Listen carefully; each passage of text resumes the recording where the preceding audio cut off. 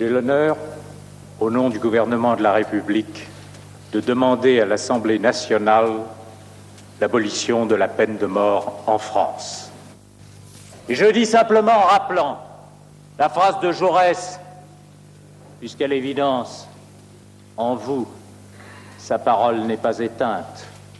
La peine de mort est contraire à ce que l'humanité, depuis 2000 ans, a pensé de plus haut et rêvé de plus noble. Elle est contraire à la fois à l'esprit du christianisme et à l'esprit de la Révolution. Et nous savons bien que certains vous diront qu'en votant l'abolition, vous méconnaîtriez la démocratie parce que vous méconnaîtriez l'opinion publique. Il n'en est rien.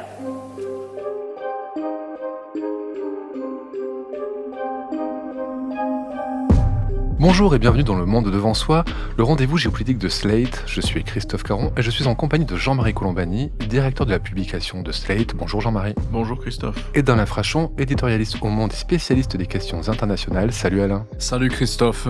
Ce vendredi 9 février, nous avons appris la disparition de Robert Badinter à l'âge de 95 ans. Avocat, grand défenseur des droits de l'homme, ministre de la Justice de François Mitterrand, président du Conseil constitutionnel entre 1986 et 1995, sénateur, l'histoire s'en rappellera surtout comme l'artisan de l'abolition de la peine de mort à laquelle le candidat Mitterrand s'était engagé pendant la campagne de 1981, Jean-Marie. Oui, alors évidemment, tout le monde se souvient et se souviendra et se souvient de l'abolition de la peine de mort, auquel est associé évidemment Robert Badinter, mais il y a une actualité de Robert Badinter. Aujourd'hui, Robert Badinter avait un commandement simple qui consistait à dire « l'état de droit n'est pas un état de faiblesse ». Et c'est fondamental parce qu'aujourd'hui, l'état de droit est menacé. Il est menacé hors de nos frontières. Voyons la Hongrie, par exemple, avec le concept de démocratie dite illibérale, mais aussi dans le débat national, puisque sont critiqués le Conseil constitutionnel, la hiérarchie des normes qui fait passer les traités internationaux avant la loi nationale, toutes sortes de choses qui ne sont pas l'apanage du Rassemblement national, mais qui sont reprises par la droite classique elle-même.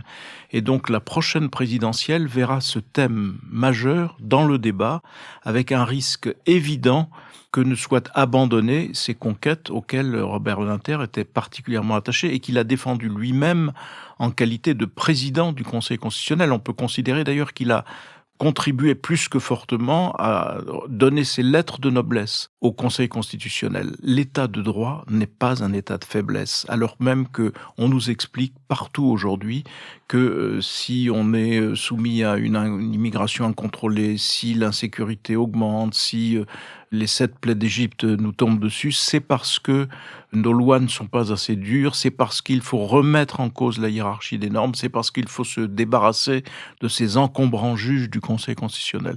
Robert Badinter était à lui seul un rempart contre ces mises en cause. Cette abolition de la peine de mort, je l'ai dit, elle avait été promise par François Mitterrand lors de sa campagne en 81. Est-ce que ça a été un combat difficile ? C'était un combat surprenant parce que la peine de mort était plébiscitée, elle l'est encore d'ailleurs dans certains cercles, par les Français. Et donc en prenant cet engagement, François Mitterrand avait conscience d'aller à contre-courant. Et en même temps, c'est ce qu'il a posé comme homme d'État capable justement de prendre des décisions parce qu'elles sont de l'intérêt national contre le sentiment dominant de l'opinion. On se rappelle de lui comme donc, cet artisan de l'abolition de la peine de mort, mais il n'a pas fait que ça, il a aussi étendu les droits des homosexuels en militant. Oui, il a mis fin à la pénalisation de l'homosexualité, et puis il a aussi affronté la France telle qu'elle est. Quand il est garde des Sceaux de François Mitterrand, ministre de la Justice, Gaston Defferre est ministre de l'Intérieur, et évidemment, les policiers se mobilisent contre ce garde des Sceaux, ce ministre de la Justice trop libéral à leurs yeux. Et donc moi j'ai le souvenir très précis d'une manifestation de policiers bras tendus sous les fenêtres de Robert Badinter, place Vendôme, sous les fenêtres du ministère de la Justice, pour se plaindre de ce garde des Sceaux, demander sa démission, ainsi de suite. On aura ce cas de figure-là plusieurs fois après lui, après Robert Badinter, mais vous voyez, c'était un cas de figure déjà actuel dans une France qui voulait croire que en supprimant les protections, en supprimant les garanties, en supprimant tous les garde-fous que l'état de droit peut mettre autour de nos libertés, on réglerait les problèmes d'insécurité et ainsi de suite. Alain, quel souvenir gardez-vous de cet homme qui a permis à la France de faire un bond de géant sur la voie de la civilisation et de la raison? Je garde le souvenir de ses dernières interventions durant les 10 dernières années, mais plus particulièrement durant les 5 dernières années, devant le fait que, au fond, en France, il y avait une manière d'immaturité démocratique, c'est-à-dire que chaque fois qu'il y a un problème dans tel ou tel secteur, pour telle ou telle corporation, c'est la rue et c'est la violence dans la rue en général, soit parce que la manifestation n'est pas encadrée, mais toutes les manifestations dégénèrent en violence. Et cette fois-ci, en plus, on s'est mis à pendre l'effigie du président de la République ou du Premier ministre, bref, à s'approcher de quelque chose qui ressemblerait à une forme symbolique d'assassinat politique. Et il mettait sans arrêt un avertissement contre ce type de manifestation, contre cette manière d'appeler à la mort politique de quelqu'un.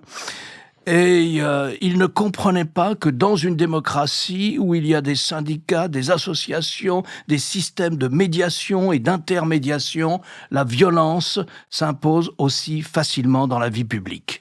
Vous avez évoqué cet ardent défenseur des droits de l'homme qu'il était, ce combattant pour les droits de l'homme qu'il était. Est-ce qu'il y a encore des gens qui agissent comme lui dans le paysage politique français? Qui sont les héritiers de Badinter aujourd'hui? Alors vous avez évoqué les droits de l'homme, il faut rappeler aussi une de ses formules favorites, qui est en lien avec ce que vient de dire Alain d'ailleurs. Il disait toujours « Attention, la France n'est pas le pays des droits de l'homme. La France est le pays de la déclaration des droits de l'homme. » Une manière de signifier que la déclaration des droits de l'homme doit être respectée, c'est un effort constant, alors que spontanément, nos sociétés s'écartent de la défense des droits de l'homme, que ce soit hors des frontières ou à l'intérieur même, parfois des frontières, lorsque telle ou telle action de la police peut être mise en cause, etc. Donc ça, c'est vraiment quelque chose qui est constitutif de l'apport de Robert Badinter. Nous ne sommes pas le pays des droits de l'homme, nous sommes le pays de la déclaration des droits de l'homme. Mais cette vision de droit de l'homiste au bon sens du terme, qui la porte aujourd'hui actuellement?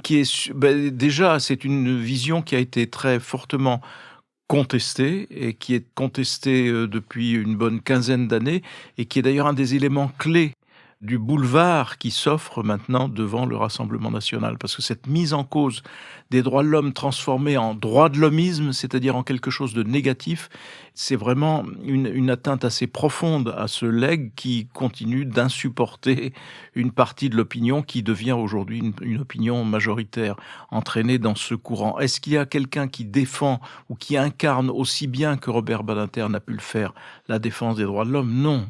Et ce, encore une fois, d'autant plus qu'il est devenu aujourd'hui courant, à la mode, quand vous parlez des droits de l'homme, de dire « mais c'est la bien-pensance ». Et la bien-pensance, c'est évidemment l'insulte suprême.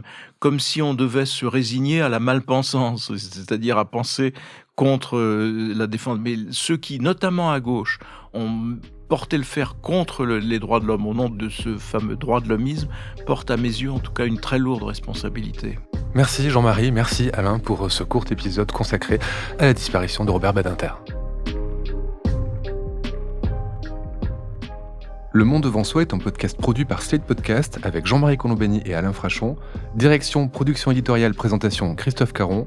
Montage et réalisation Aurélie Rodriguez.